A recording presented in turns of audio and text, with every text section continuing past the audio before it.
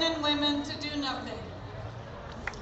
So I'm just going to call out what's going on, the plans that I've been involved in, and the wonderful world that we're trying to build. But first of all, I would like to say that maybe we should just reflect and thank our police force and the army in Ireland, because I have got messages since my speech in court that a lot of the police and the army are very unhappy with what they are being required to do. So just we want to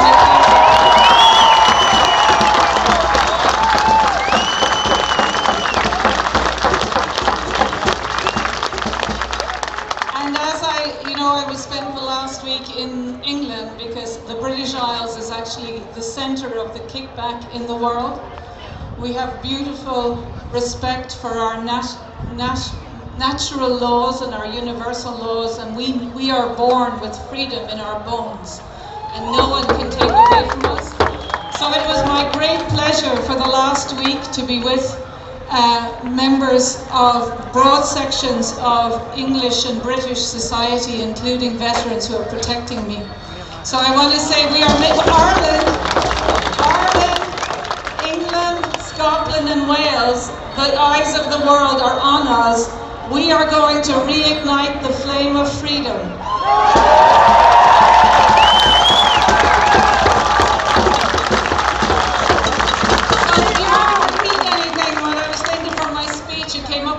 Meetings is enough is enough now, okay? Enough is enough now, okay? We've had enough. So I'm just going to very briefly walk you through, very quickly, why I'm here, the story of why I'm here. Then some of the things that we've been getting up to, as some famous scientist sent me an email and said, Dolores, I see you're causing trouble again. And I would say, bring it on, you know, I mean, 1%.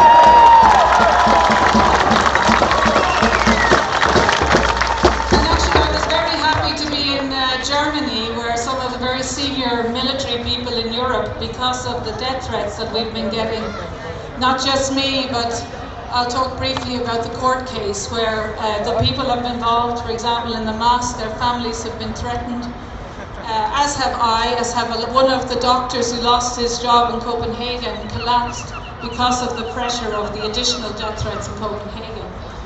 They have been threatening to cut the fingers of our children and kill our grandparents and families, and that was one of the reasons why I left Ireland for a few weeks to take attention off of my family.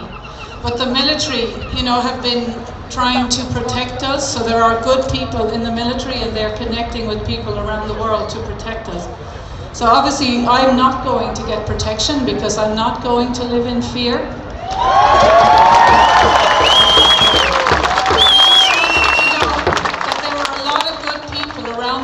In the police, and if you saw, there was a policeman in New South Wales in Australia who basically wrote a fabulous letter, because really there are multiple elements that continue the lockdown, and if the doctors did not continue to write COVID-19 on death certs for people that didn't do it, and police, as I saw, because I enter Ireland circuitously these days, because I have never filled a passenger locator form, because if you do, you're actually giving up your rights. I have never worn a mask, even at gunpoint in Frankfurt, Hauptbahnhof. The military and the security and the United Nations, infiltration of the police force, as we see in Trafalgar Square, where they are actually beating, elderly people and peaceful protesters, that if the police and the military and the doctors do not play along with this farce, then it cannot happen. So basically, enough is enough now, right? For evil to succeed, it is enough that good men and women do nothing. So just very briefly, I hope this message goes around the world. It's like a 5-minute tour where we are, how I knew it was wrong in the first SARS, why I'm here as a mother, what we are doing in the World Doctors Alliance, the World Freedom Alliance, and the future that we're trying to build. And I'd say what we want to do actually is that as of now, you are paying your taxes for the state to infringe all of our rights, and we are paying their salaries. If politicians and civil servants in Ireland and around the world collude in unnecessary harm and death, That is actually the crime of genocide. And we could actually have a referendum that all of them would, in their clause as civil servants and policemen, no longer have rights to actually be employed in the Irish state or get their salaries. So in some of my speeches and in my interviews, I am saying I am now calling for peaceful civil disobedience of every Irish person. So enough is enough now. For evil to succeed, it is enough for men and women to do nothing. And even if we are 1% of the population, you are the leaders. Enough is enough now. So very quickly, how did we know this was wrong?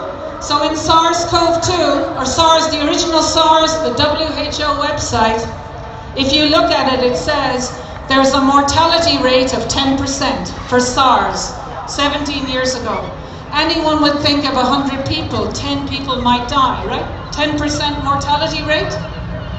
But the magic trick, how it worked, they did the exact same thing, SARS-CoV-2. They just tested 8,000 people in the whole world, and 774 of them were positive.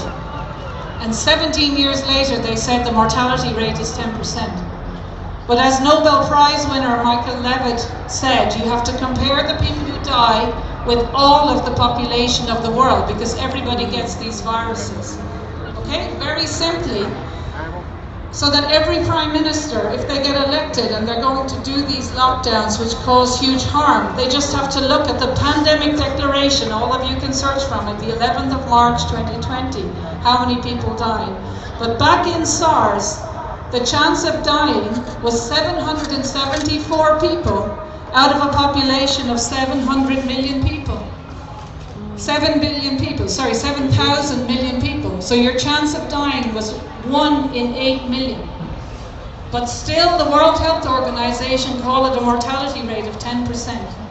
And that's how the magic trick works. It's very simple. So in Ireland, sadly, 1 person died back in 2003 from SARS. And that's how the pandemic scam works, okay? They have huge fears for these viruses. They select a small number of people, determine some, a relatively large proportion. So in March, they were saying the mortality rate for SARS-2 was 6% or 3% to scare everybody. But when they announced the pandemic, every year about 500,000 people die in the world. And so what every Prime Minister, so Leo Varadkar and Boris Johnson, should have asked them, you want to lock down the world, you want to declare a pandemic? How many people have died? So coronaviruses are seasonal. They only cause illness and symptoms between December and April. And they declared the pandemic on the 11th of March 2020. So for 4 months, in all of the world, they had tested 114 countries. Normally 500,000 people die every year. 4,000 people died, 1%. 1%. So you would have think if you're going to declare a pandemic, it was more than every other year. So you would expect 500,000 or double. But it was a fraction within the margin of error. So the very fundamental question is, from day one, there was no need to declare a pandemic. And so then we have to ask, what the hell is going on? What the hell is going on? Right? So there was no need from day one to call a pandemic.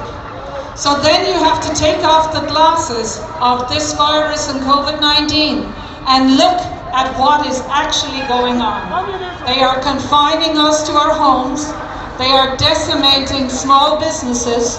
They are closing down small restaurants and hotels and the travel industry and the tourist industry. For a virus that causes a fraction, there are treatments that are 100% effective, vitamins D, C and zinc. So this whole scam, take off the glasses, stop talking about viruses and PCR tests and cases, and look, the police are confining us to our homes. This is tyranny. They are telling us we cannot move within 5 kilometers. They are saying that you have to get tested to decide whether you can take a flight. I was in Birmingham Airport yesterday evening. It was totally empty, like a ghost town. There was 2 flights out on a Friday evening. what is actually going on is they are trying to get you used to your rights and freedoms being taken away so that your children think it's normal. So enough is enough. We are not having it, and for evil to succeed, it is enough for men and women to do nothing. So we are doing something. And why I am not afraid is their whole lockdown only works if the journalists and the photographers and the people who are getting huge salaries on news talk like Pat Kenny, we have to call it out, like Miriam O'Callaghan, like Brian Tuberty, like Anya Lawler, I've forgotten, Claire Byrne, right? To tell them that crimes against humanity are actually instigated by causing fear.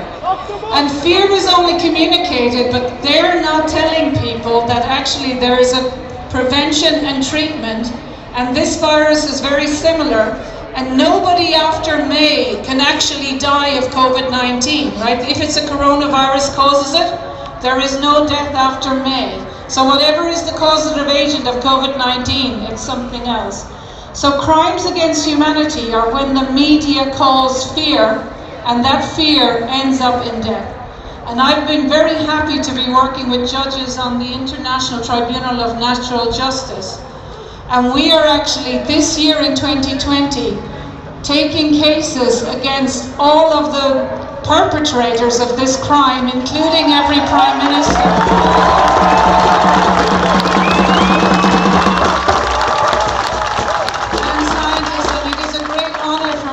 Nominated as one of the judges in this Crimes Against Humanity that will happen.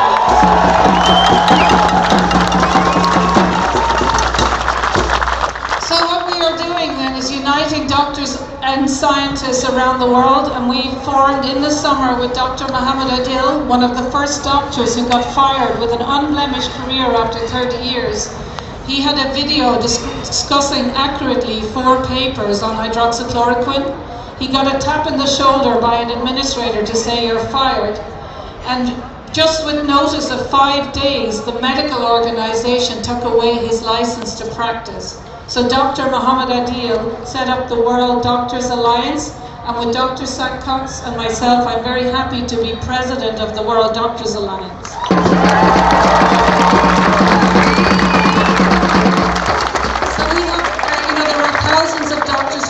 Organization around the world, and because this is really an issue, every doctor that does not give you a cert to say you are exempt if you have the conditions, they are part of the problem, right? For evil to succeed, it is enough for doctors to not give you a medical exemption, okay? They are individually part of the problem.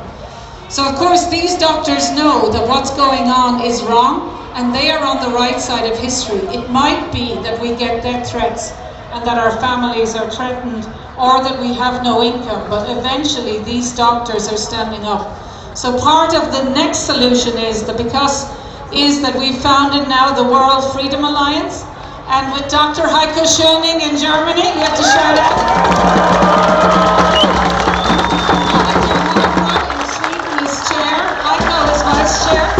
We have 45 countries around the world, and I'm again president, very honored to be elected president. So what we're saying is the next big meeting of the World Freedom Alliance is in Berlin.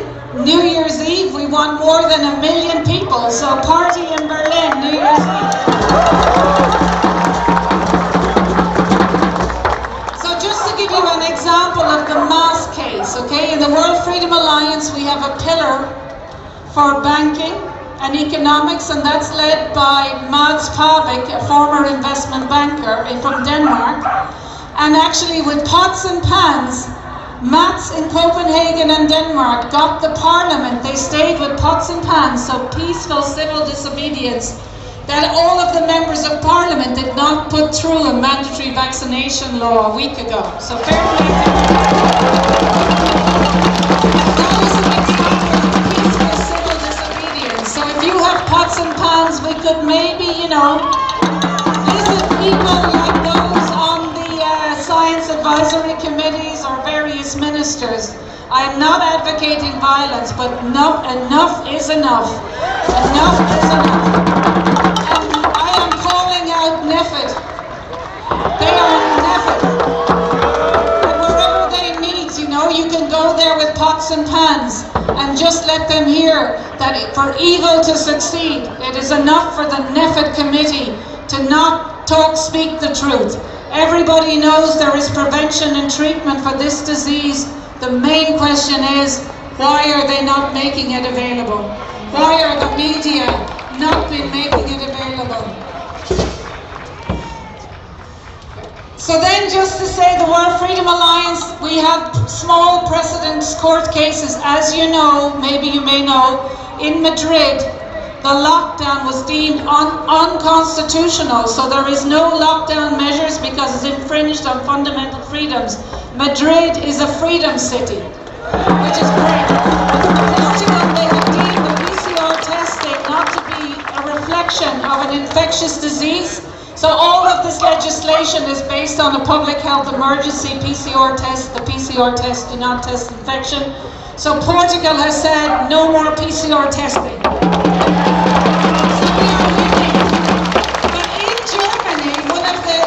Done by solidfacts.org and Manuel During. Under health and safety, if the biggest crime is that the elderly are in the old folks' homes, but that teenagers are required to wear masks in school, it is shocking. It is a crime against our generation. So Manuel During took a precedence case that there is health and safety law for masks, that after 2 hours you should be told, and he proved that masks cause permanent brain damage. So if you're a parent and your children are in school, after 2 hours, so if they are required to wear them for 40 hours, you are causing your children significant harm. And he did a court case that just is applicable in Dusseldorf, but because we won that case, it has implications for every teacher and every principal and every employer across the world and in Ireland. That we won that court case, and we used a PR campaign, and the statement that was 2 pages got 13 million downloads in 6 hours and 1,200 million views in 5 days. So unfortunately that company has been destroyed and the bank accounts have been shut down, and the web pages have disappeared, and the people involved have had death threats, including to their families, and are now on the run out of Germany. Okay, so obviously that we are having huge pushback, and that's why we're getting death threats. But I did an interview in America the day after, and I said, you know, that means 1 in 6 of the world population is looking at us now.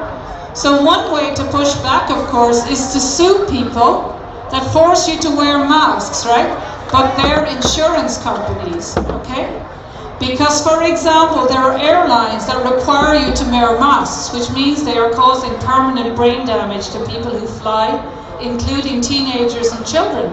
So all you have to do is sue the insurance company for permanent brain damage, which would be about $250,000, which is what we did. We bought shares. And we wrote to the CEO of companies and their boards to say, what's your indemnity insurance and how much cover do you have? Because if you're flying, you know, 10,000 people every day, and for every €200 ticket you've got $250,000 liability, you don't have enough insurance. So therefore you can't fly because you're trading fraudulently, and the CEO needs to make the shareholders of it.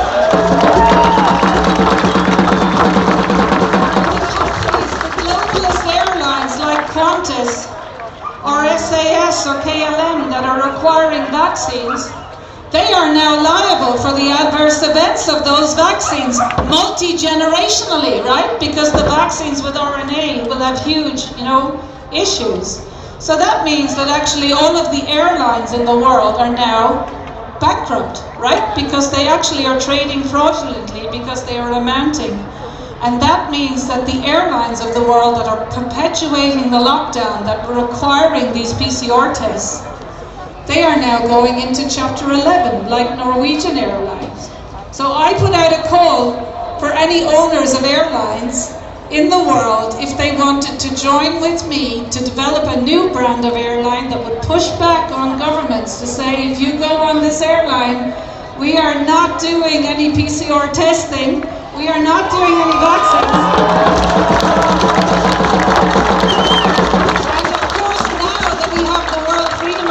So we have all of the doctors and scientists in a pillar. We have all the lawyers in the world and with us, like Robert Kennedy's lawyers, Mary Holland, Rainer Fulmig, Rocco Gelati, all of the people in the world.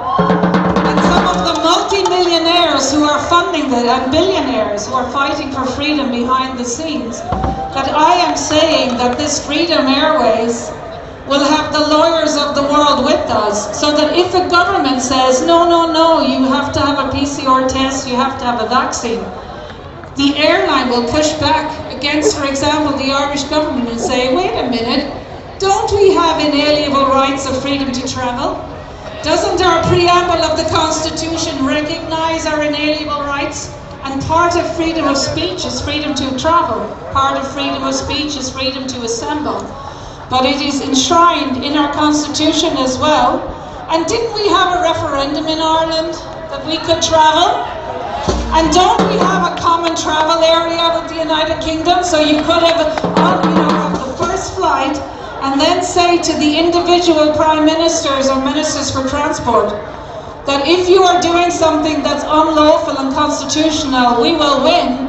But we can sue you individually under malfeasance and malfeasance in public office, because if you are bringing in acts that are actually unconstitutional, that individual minister and prime minister and president who have signed that in Ireland can personally be sued under malfeasance for the loss of income for all of the people that couldn't fly. So after that interview, 2 owners of airlines around the world have contacted me, and we are now branding Freedom Airways.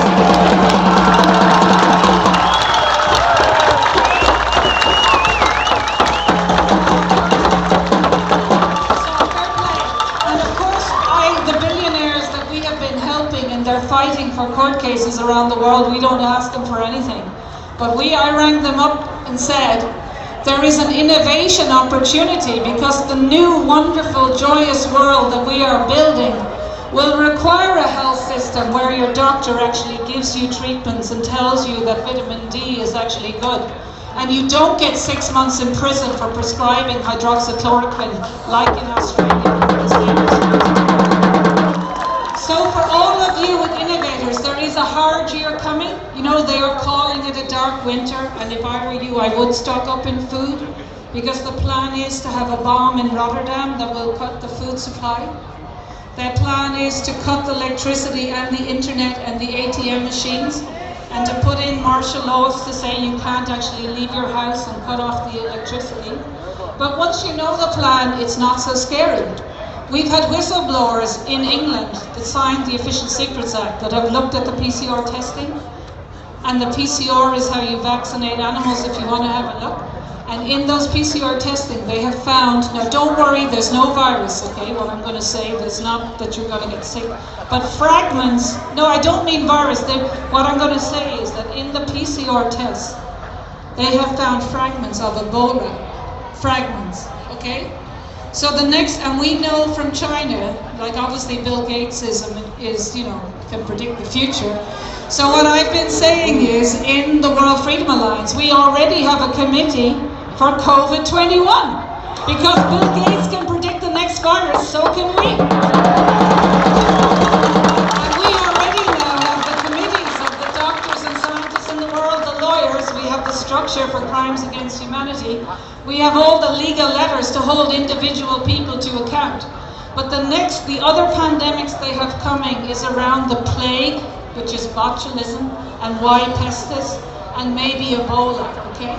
So part of the thing is, if you know that's their plan, then when the media come out in March and say, oh my God, there's another coronavirus, that you know it's there. And we say, okay, you misjournalist, you are lying, and we are going to sue you, because it is a crime against humanity to report something and cause fear. Okay? So just to say, we are doing this Freedom Airlines. We are ready for their next so-called pandemics, and we are now in 2020 making this Crimes Against Humanity tribunal, and we were writing it to every president and every prime minister, because every day in Ireland of the lockdown, on average, you are losing 13,000 years of life. So everybody in Ireland alive now, because of the lockdown, is losing 1 day of life. For 6 months of the lockdown, all of your lives are shortened. These politicians should do a harm-benefit analysis. Every day they are continuing the lockdown. Every day the doctors are continuing calling COVID-19 for people which have other causes of death. Every day the police, there is no need for masks. The police are wearing masks. You are required to wear masks. They are causing more harm than good. You can collect that evidence yourself. We will encourage you to take claims against the employers, against the teachers, to sue them personally. Not that we want to be suing doctors and teachers, but we want to change their behaviour. We have to hit it where it hurts. So I would say enough is enough now. For evil to succeed, it is enough for men and women to do nothing. We are not doing anything. Join the Irish Freedom Party, join Freedom Party.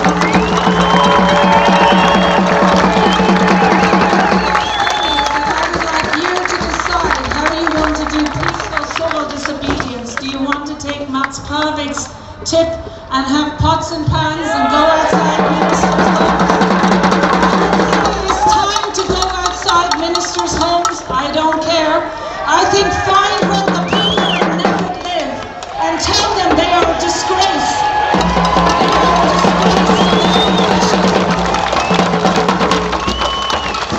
And then the last thing I will say is that this is the easiest tyrannical regime to undermine.